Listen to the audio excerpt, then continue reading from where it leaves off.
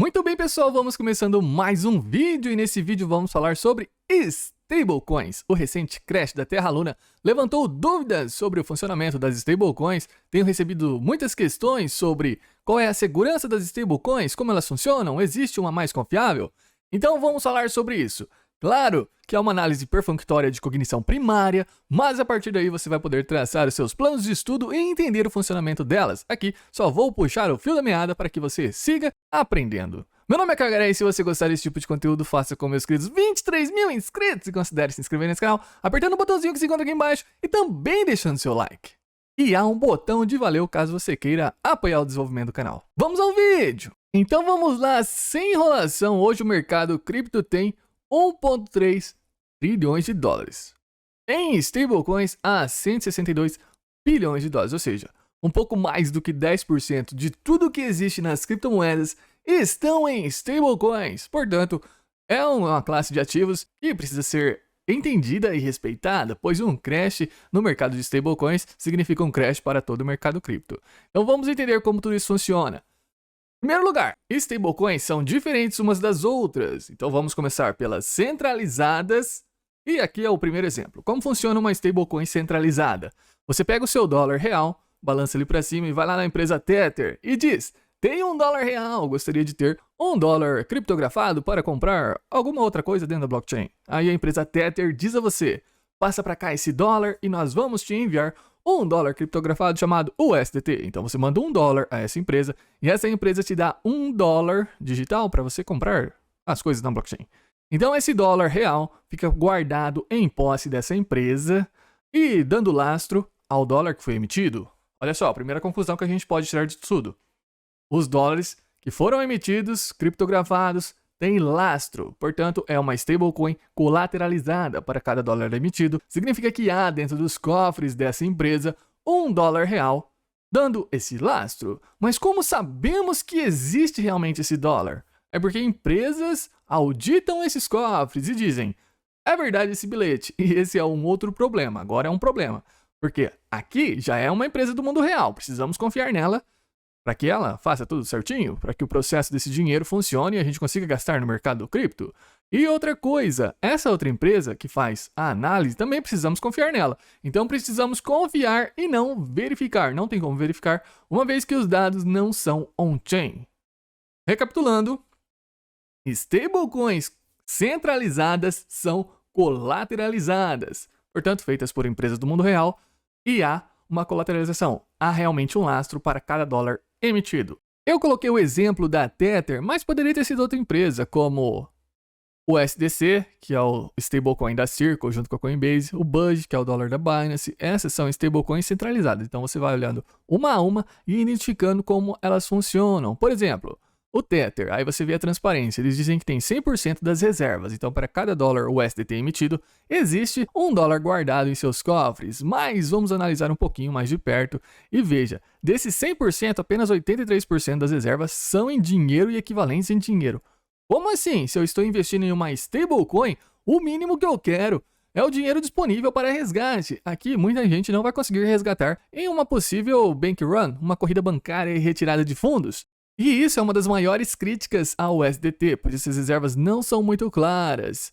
E vejam só, isso respingou no USDT, apesar de funcionar muito bem, sempre valendo em torno de $1 há anos, é a stablecoin mais antiga do mercado. Quando houve o crash na Terra Luna, o mercado achou que poderia respingar aqui e ficou com medo, aceitaram vender abaixo de $1. Se o USDT diz ter $1, por que você aceitaria vender abaixo de $1? Isso é o FUD.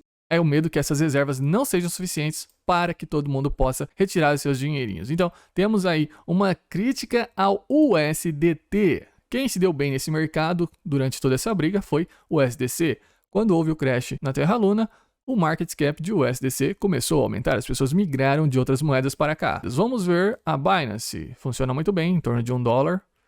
E o market cap também subindo, significando que o mercado confia muito mais em BUSD, em USDC e um pouquinho menos em Tether, já que as reservas estão diminuindo. Desde que houve o colapso, havia em torno de 83 bilhões de dólares, agora há em torno de 74 bilhões de dólares. Bom, aqui a gente já pode entender um pouquinho como o mercado está pensando em relação às stablecoins centralizadas. Agora vamos ao nosso segundo tipo de stablecoin sobrecolateralizada. Agora já estamos falando de stablecoins descentralizadas, feitas por aplicativos DeFi, de finanças descentralizadas. Ou seja, a gente pode auditar, já que os dados são on-chain. E eu trouxe como exemplo o Maker, que é a empresa que é o DeFi que faz o dólar DAI. E como funciona? É sobrecolateralizado.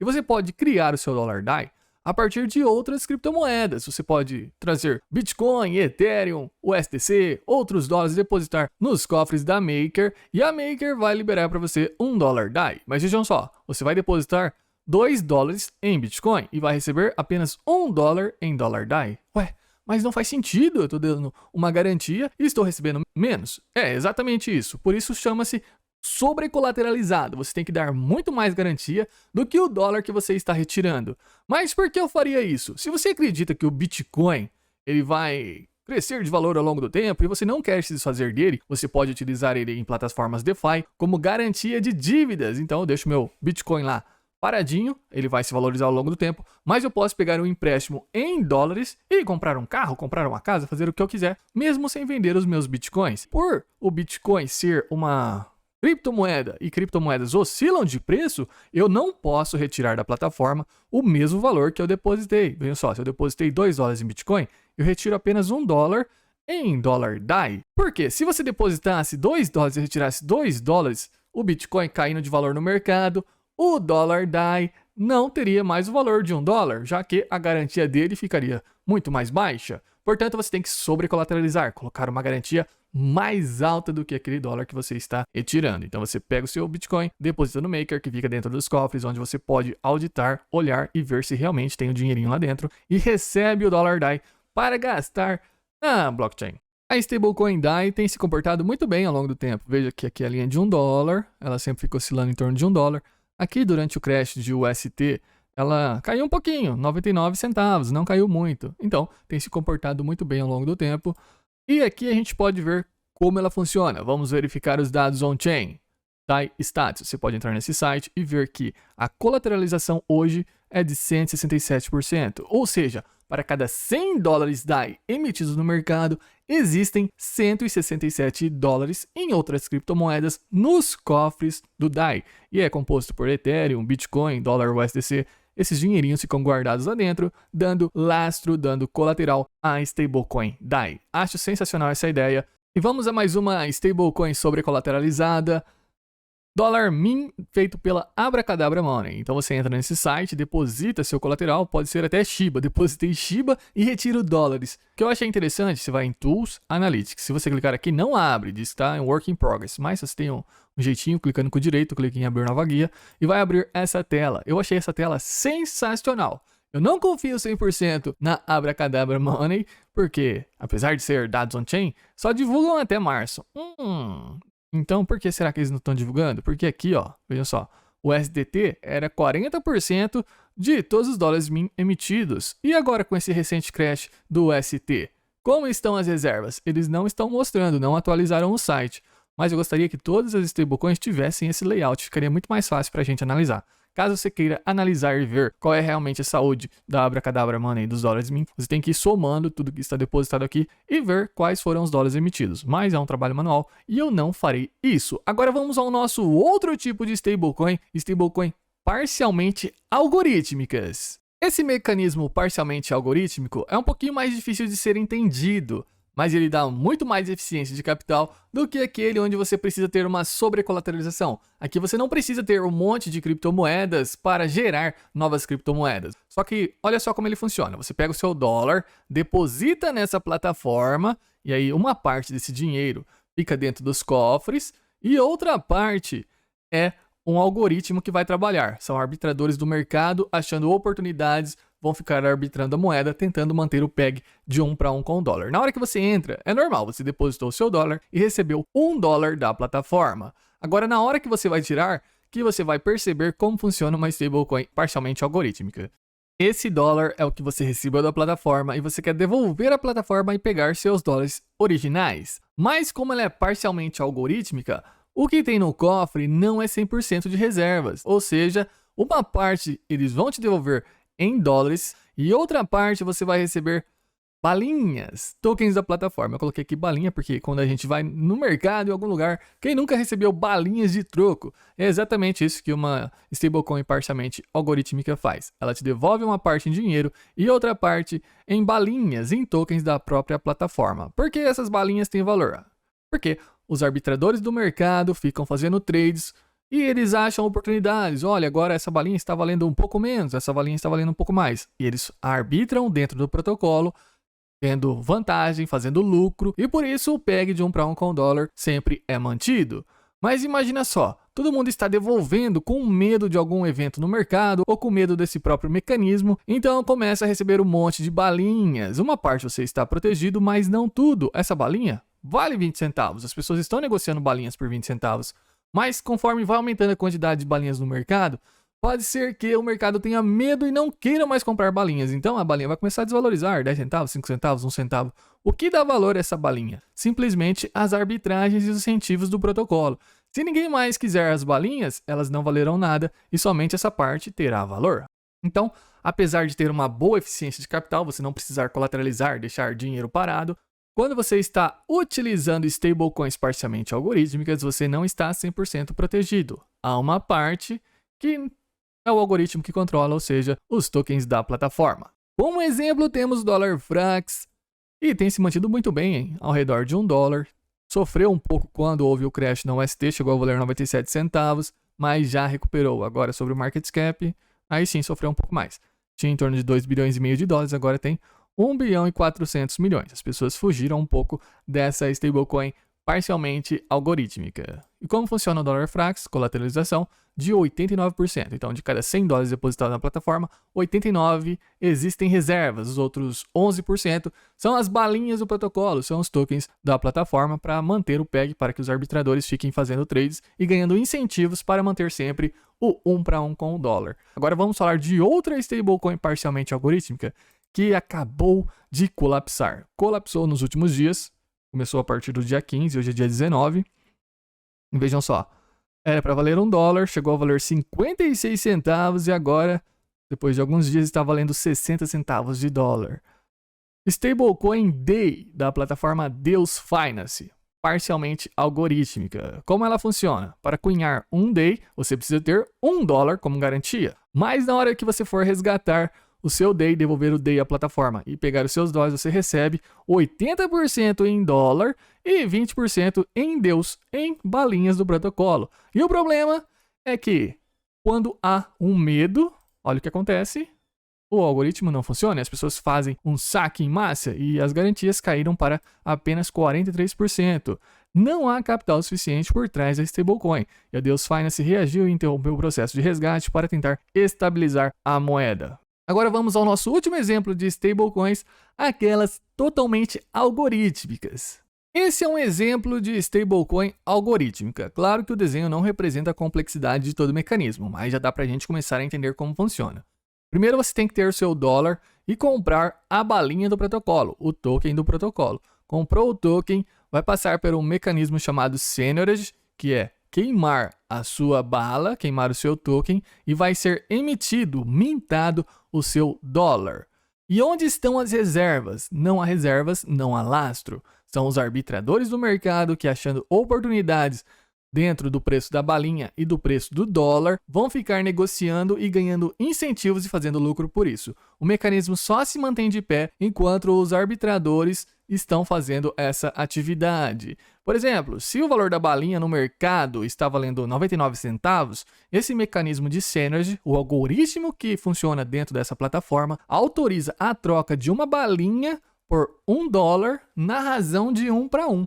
Mesmo que no mercado essa balinha não tenha tanto valor, dentro do mecanismo você consegue ter valor. Então os arbitradores são induzidos a queimar essa balinha dentro do protocolo e receber lucro. Portanto, quando eles fazem isso, o PEG de 1 para 1 com o dólar é sempre mantido. Mas vamos lá, na hora que você vai devolver ao protocolo, como funciona? Você pega o dólar que você recebeu da plataforma, queima ele no mecanismo de Seigniorage e é mintada, é emitida novas balinhas. Novamente, não há uma reserva, são os arbitradores que ficam olhando os preços para fazer esse tipo de arbitragem. Aqui, por exemplo, no mercado, se o dólar dessa plataforma estivesse valendo 99 centavos, 98 centavos, eles seriam incentivados, os arbitradores seriam incentivados a queimar esse dólar e a emitir novas balinhas, pois quando você traz o dólar, mesmo que ele esteja valendo menos no mercado, para o protocolo ele sempre vai valer 1. Então você conseguiu fazer aqui o lucrinho e esse mecanismo se mantém dessa maneira. Acho que vocês já perceberam que esse modelo é muito mais eficiente do que os outros, uma vez que você não precisa ter uma sobrecolateralização,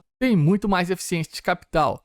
Só que vocês também já perceberam um grande problema. O que dá o valor dessa balinha? Agora, os arbitradores estão apoiando o valor da balinha, estão negociando para sempre manter o valor de 1 para 1, mantendo o PEG, o valor do dólar na plataforma. Mas e se algum evento externo começar a acontecer, ou se uma desconfiança cair sobre essa plataforma, as pessoas vão queimar os seus dólares, uma vez que elas não confiam nessa garantia que você vai receber, que são as balinhas. Será que essas balinhas continuarão valendo $1?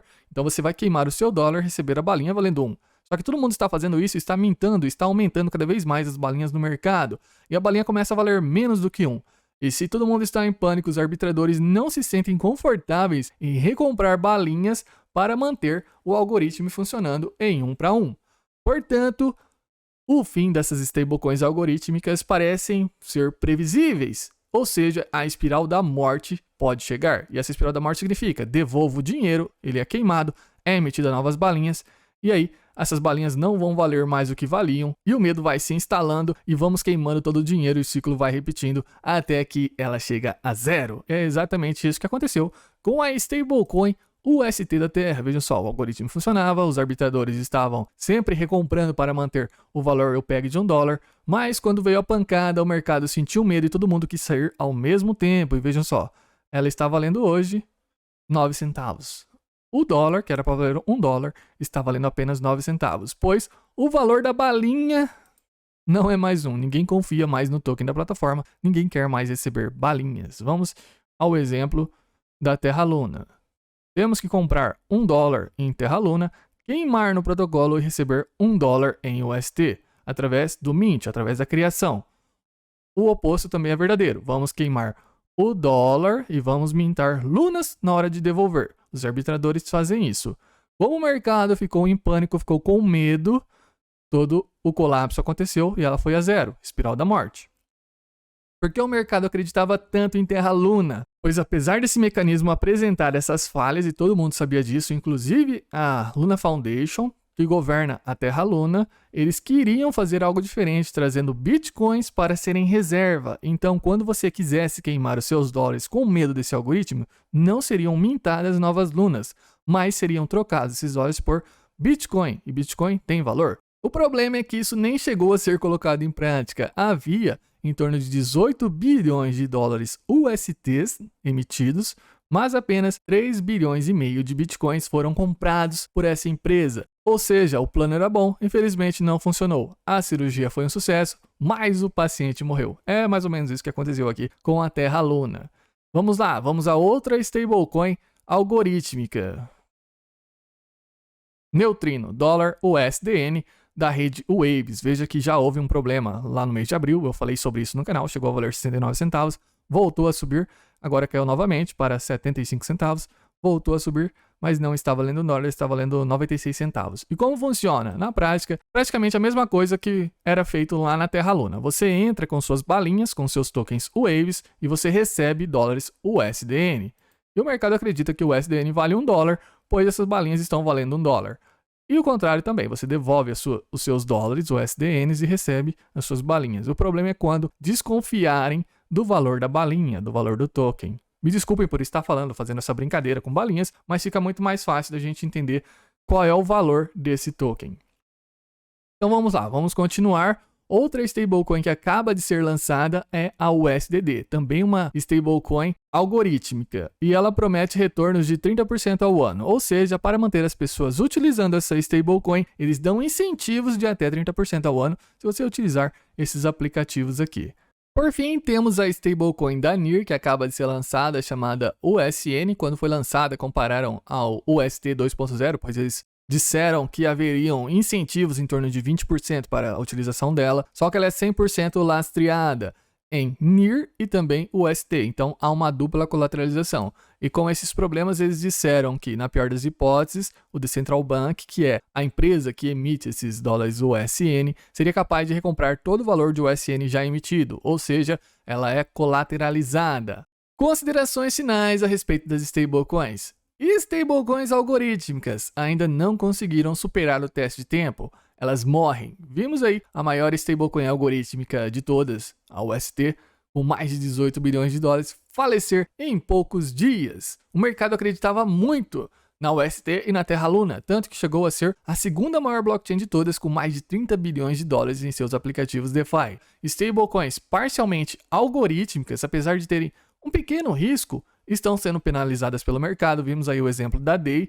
Agora, em relação às stablecoins sobrecolateralizadas, acho sensacional esse mecanismo, essa ideia é muito boa, ter muito mais garantias do que os dólares emitidos, só que elas carecem de eficiência, precisa de muito mais capital para a emissão dos dólares, e isso faz com que ela cresça muito devagar ao longo do tempo. Agora, sobre stablecoins centralizadas e colateralizadas. São colateralizadas, existem dólares, mas a gente fica na confiança de que um terceiro diz que é verdade que existem essa garantia. Acho que você não deve focar em apenas uma stablecoin, faça uma cesta de stablecoins. E muito importante, não deixe sua reserva de emergência em stablecoins. Stablecoins não são dólares, são criptoativos e por isso sofrem os riscos do mercado cripto. Não fique 100% exposto, nunca se exponha à ruína. Tenha sempre uma boa gestão de risco para que você sobreviva a todas as intempéries desse mercado. Muito obrigado se você ficou até aqui. Um abraço e até a próxima!